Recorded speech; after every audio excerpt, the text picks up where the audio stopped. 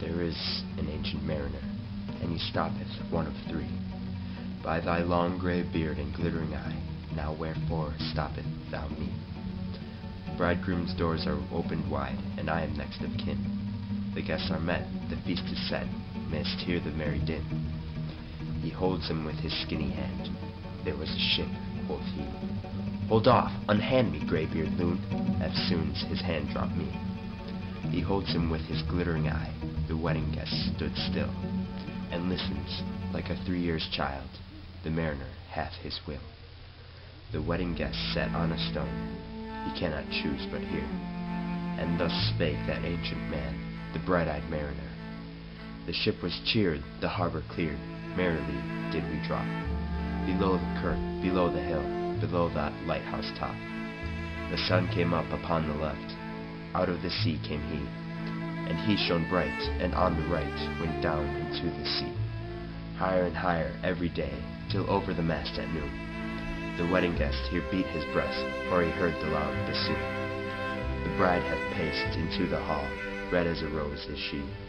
Nodding their heads before her goes the merry minstrelsy. The wedding guest he beat his breast, yet he cannot choose but hear, and thus spake on that ancient man, the bright-eyed mariner.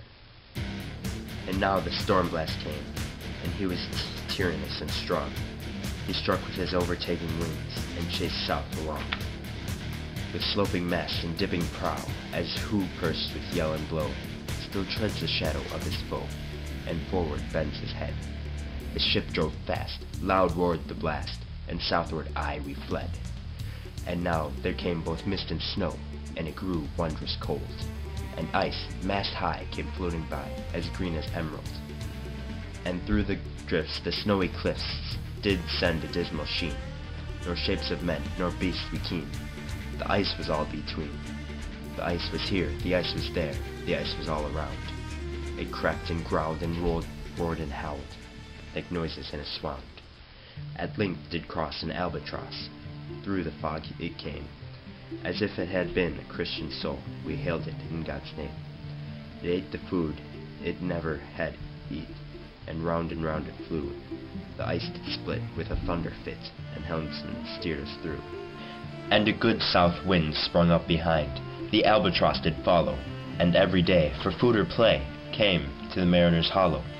In mist or cloud, on mast or shroud, it perched for vespers 9, while owls the night through fog smoke white glimmered the white moonshine. God save thee, ancient mariner, from the fiends that plague thee thus. Why lookest thou so? With my crossbow I shot the albatross. The sun now rose upon the right, out of the sea came he, still hid in mist, and on the left went down into the sea. And the good south wind still blew behind, but no sweet bird did follow, nor any day for food or play came the mariner's hollow. And I had done a hellish thing, and it would work a woe, for all averred I had killed the bird that made the breeze to blow. Ah, wretch, said they, the bird to slay, what made the breeze to blow? Nor dim nor red like God's own head, the glorious sun upriss. Then all averred I had killed the bird that brought the fog and mist. 'Twas right, they said, such bird to slay, that bring the fog and mist. The fair breeze blew, the white foam flew, the furrow followed free. We were the first that ever burst into that silent sea. Down dropped the breeze, the sails dropped down, so sad as sad could be, and we did speak only to break the silence of the sea. All in a hot and copper sky, the bloody sun at noon, right up above the mast did stand, no bigger than the moon. Day after day, we stuck, nor breath nor motion, as idle as a painted ship upon a painted ocean. Water, water everywhere, and all the boards did shrink. Water, water everywhere, nor any drop to drink. The very deep did rot, O Christ, that ever this should be. Ye slimy things did crawl with legs upon the slimy sea. About, and reel and round, the death fires danced at night. The water with the witches' oils burned green and blue and white, and some in dreams assured us were of the spirit that plagued his soul. 9 fathom deep he had followed us from the land of mist and snow. And and every tongue through utter drought was withered at the root. We could not speak, no more than if we had been choked with soot. Ah, well a day, what evil looks had I from old and young. Instead of the cross, the albatross about my neck was hung. We were past a weary time, each throat was parched and glazed each eye.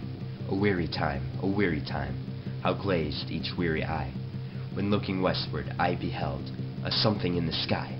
At first it seemed a little speck, and then it seemed a mist. It moved, and took at last a certain shape I wist. A speck, a mist, a shape I wist. And still it neared and neared. As if dogged a water sprite, it plunged and tacked and veered. With throats unslaked and black lips baked, we could not laugh nor wail. Through utter drought, all dumb we stood. I bit my arm, I sucked the blood, and cried, "A sail! A sail!" With throats unslaked, with black lips baked, agape they heard me call. Gramercy, they for did grin, and all at once their breath drew in, as they were drinking all. "See, see," I cried, "she tacks no more. Hither to work a wheel, without a breeze, without a tide, she steadies with upright keel." The western wave was all aflame, the day was well nigh done. Almost upon the western wave rested the broad bright sun, when that strange shape drove suddenly betwixt us and the sun. And straight the sun was flecked with bars. Heaven's mother, send us grace! As if through a dungeon grate he peered, with broad and burning face. Alas, thought I, and my heart beat loud, how fast she nears and nears! Are those her sails that glance in the sun like restless gossameres? Are those her ribs through which the sun did peer, as through a grate?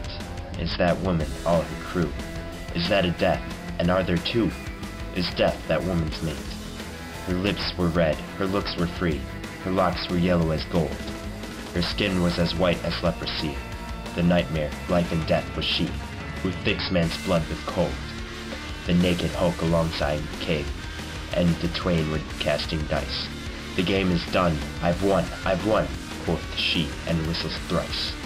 The sun's rim dips, the stars rush out, at one stride comes the dark. With far-heard whisper o'er the sea, off shot the spectre bark. We listened and looked sideways up, fear at my heart as at a cup. My lifeblood seemed to sip. The stars were dim and thick the night. The steersman's face by his lamp gleamed white. From the sails the dew did drip, till clomb above the eastern bar the horned moon with one bright star within the nether tip. One after one by the star-dogged moon, too quick for groan or sigh, each turned his face with a ghastly pang, and cursed me with his eye. 4 times 50 men, and I heard nor sigh nor groan. With heavy thump, a lifeless slump, they dropped down one by one. The souls did from their bodies fly, they fled to bliss or woe, and every soul, it passed me by like the whiz of my crossbow.